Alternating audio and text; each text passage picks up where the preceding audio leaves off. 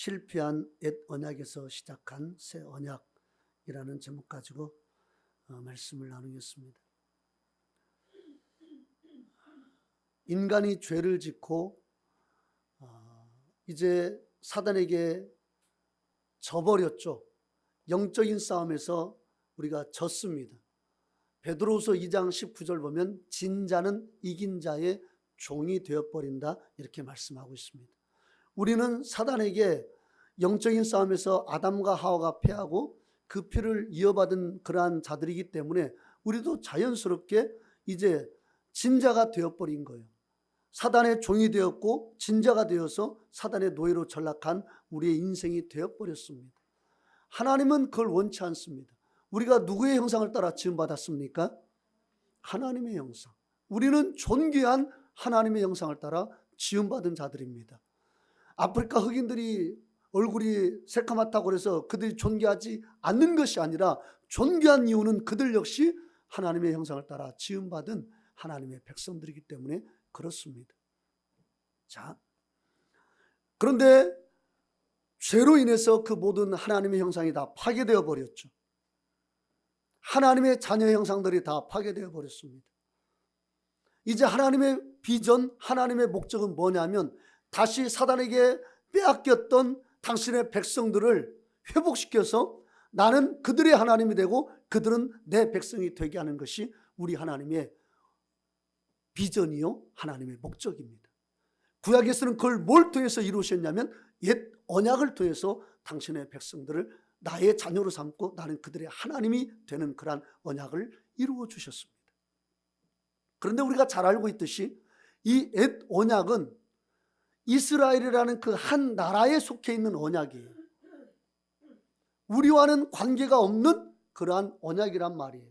그러니까 만약에 지금도 옛 언약으로 하나님께서 당신의 구원을 예비해 놓으셨다면 우리는 언약 밖에 있는 사람이고 우리는 저주 가운데 있는 사람이에요.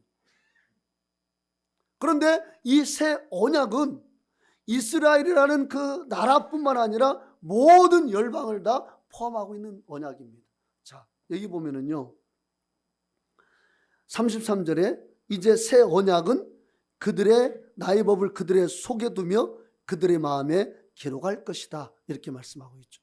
무엇을 통해서 우리의 속에 하나님의 법을 두고 무엇을 통해서 우리 마음에 그것을 기록합니까?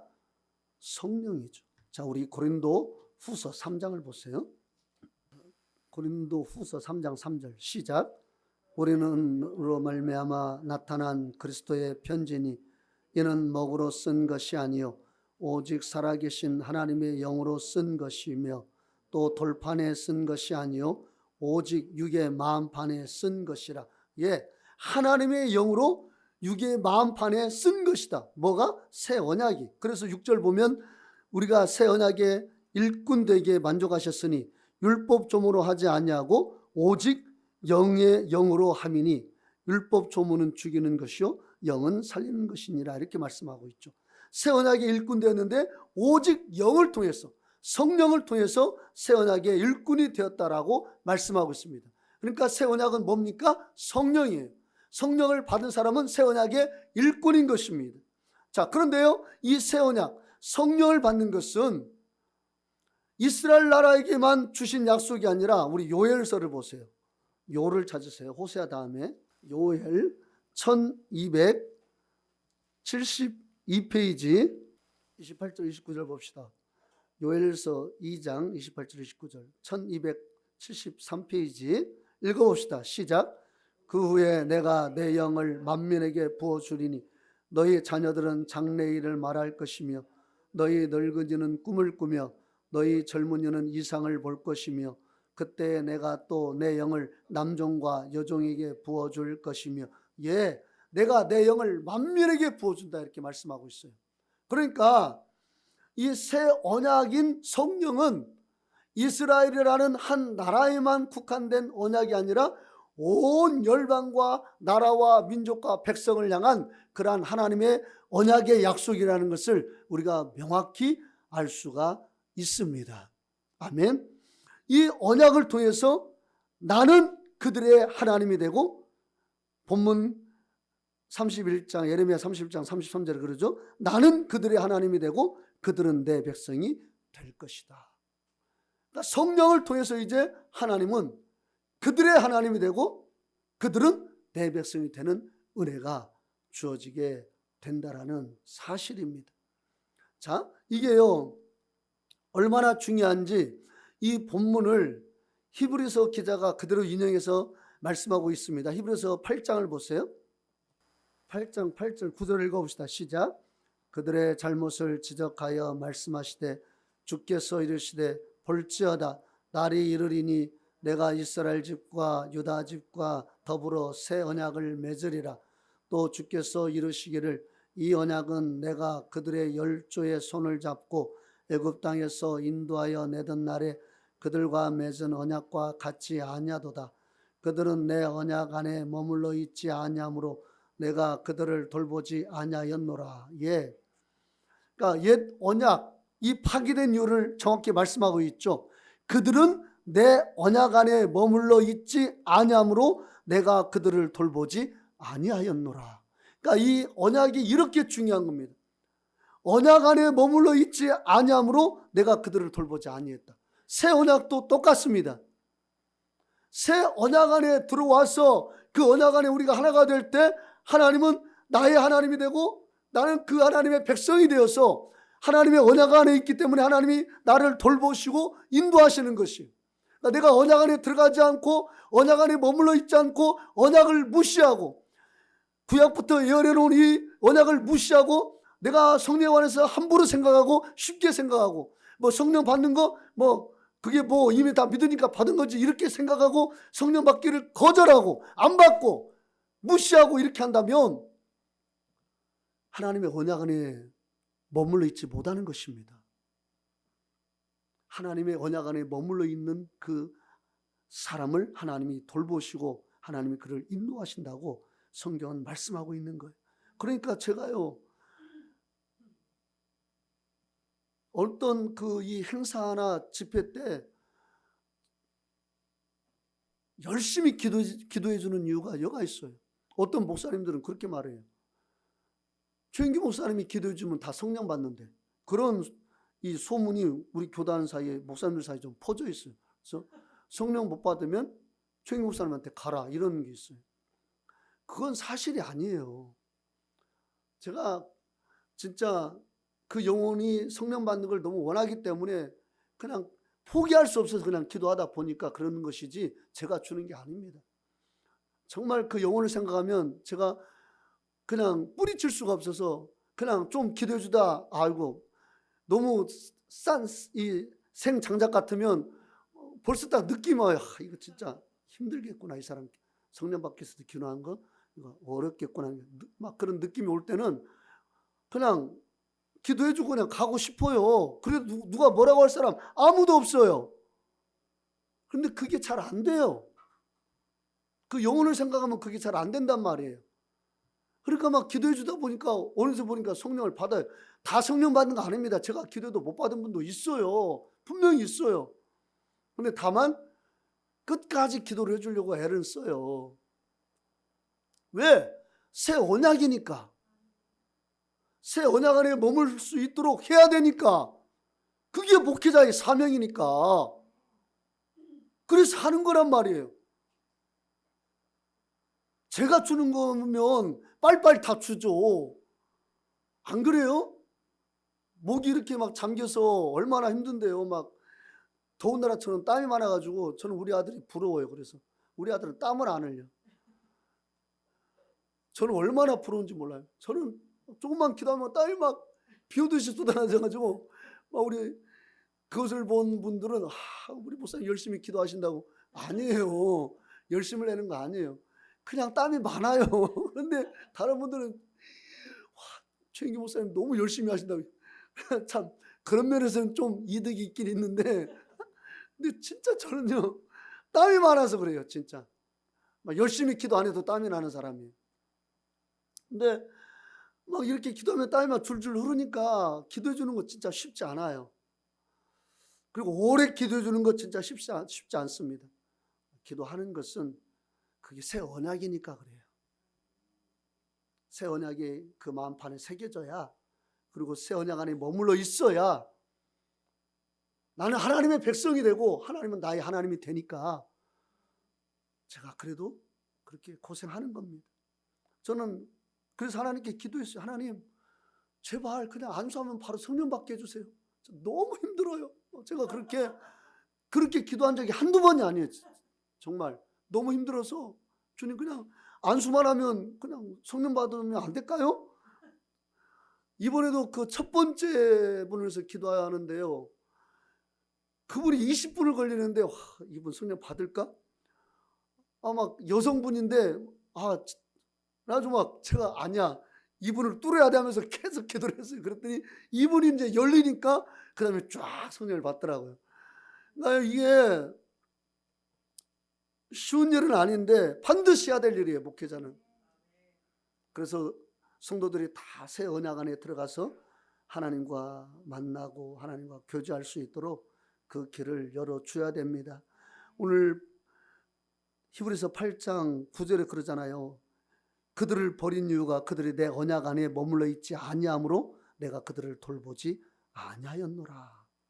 그러면서 이제 10절 보면 또 주께서 이르시되 그날 후에 내가 이스라엘 집과 맺을 언약은 이것이니 내 법을 그들의 생각에 두고 그들의 마음에 이것을 기록하리라. 나는 그들의 하나님이 되고 그들은 내 백성이 되리라. 13절 보면 이것이 바로 새 언약이라 말씀하셨음에, 여러분, 새 언약은요, 첫 번째는 성령이 임함으로 새 언약이 시작됐고, 그 다음에 새 언약이 반드시 따라가는 게 바로 우리의 죄를 사하는 예수님의 침례입니다. 그래서 보세요, 12절 보세요. 12절 읽어봅시다. 시작. 내가 그들의 불의를 긍휼히 여기고 그들의 죄를 다시 기억하지 아니하리라 하셨느니라. 예, 죄를 다시 기억하지 않으라. 성령을 받고 그 다음에 침례를 통해서 다시 죄를 기억하지 않는 이 새 언약, 하나님이 우리에게 주신 영원한 이제 언약이라는 사실을 기억하시기를 바라겠습니다. 그래서 10장에서요 이렇게 말씀하고 있어요. 히브리서 10장 똑같은 이 에레미야 31장 31절부터 34절까지의 말씀을 히브리서가 8장에서도 언급하고 있고 또 10장에서도 언급하고 있어요. 10장 16절, 그래서 18절까지 봅시다. 시작.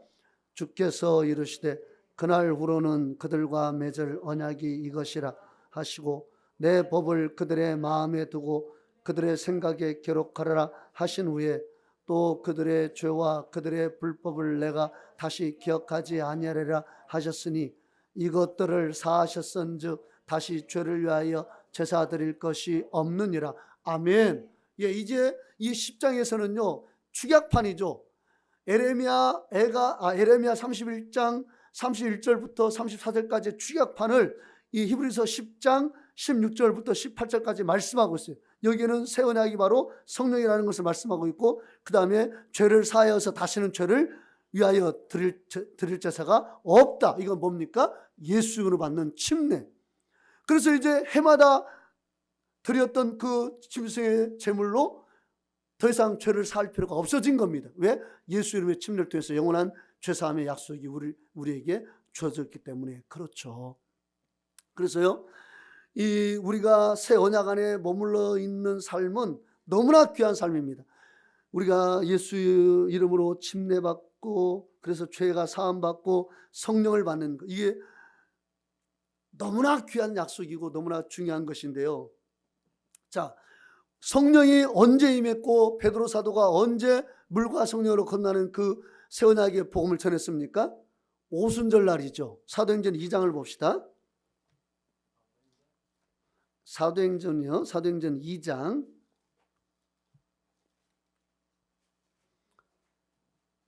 1절 한번 봅시다. 사도행전 2장 1절부터 4절 우리 읽어봅시다. 읽어보겠습니다. 시작. 오순절 날이 이미 이르매 그들이 다 같이 한 곳에 모였더니 호련히 하늘로부터 급하고 강한 바람 같은 소리가 있어 그들이 앉은 온 집에 가득하며 마치 불의 혀처럼 갈라지는 것들이 그들에게 보여 각 사람 위에 하나씩 임하여 있더니 그들이 다 성령의 충만함을 받고 성령이 말하게 하심을 따라 다른 언어들로 말하기를 시작하니라. 예, 이제 오순절날 성령이 임함으로 새 언약이 시작됐습니다. 그리고 새 언약의 구체적인 말씀을 베드로 사도가 증거하죠. 38절이요. 2장 38절. 오순절날 이루어진 사건입니다. 읽어봅시다. 시작. 베드로가 이르되 너희가 회개하여 각각 예수 그리스도 이름으로 세례를 받고 죄 사함을 받으라. 그리하면 성령의 선물을 받으리니. 예, 이 약속은 너희와 너희 자녀와 모든 먼데 사람 곧 주 우리 하나님이 얼마든지 부르시는 자들에게 하신 것이라 하고. 예, 이 약속은 모든 사람이 하신 것이다. 자, 새 언약의 정확한 말씀은, 새 언약은 언제 이루어졌고 그 정확한 말씀은 언제 선포됐습니까? 오순절날. 오순절날. 그렇죠? 그런데요, 이 옛 언약이 주어진 때가 언제인지 아십니까? 옛 언약이 주어진 때도 오순절입니다. 우리 사도행 출애굽기 19장 1절을 보세요. 19장 1절 시작. 너희 애굽 땅을 떠난 지 3개월이 되던 날 그들이 시내 광야에 이르니라. 예, 그들이 1월 14일에 애굽에서 나왔습니다. 그리고 3월 첫날 3개월이 된 날 3월 첫날에 그들이 이제 시내산에 도착했어요. 1월 14일 날 그들이 애굽에서 나왔을 때부터 1월 달이 30일이니까 17일간, 그 다음에 2월 달은 29일이니까 29일 하면은 몇일이 됩니까? 46일이 됐죠.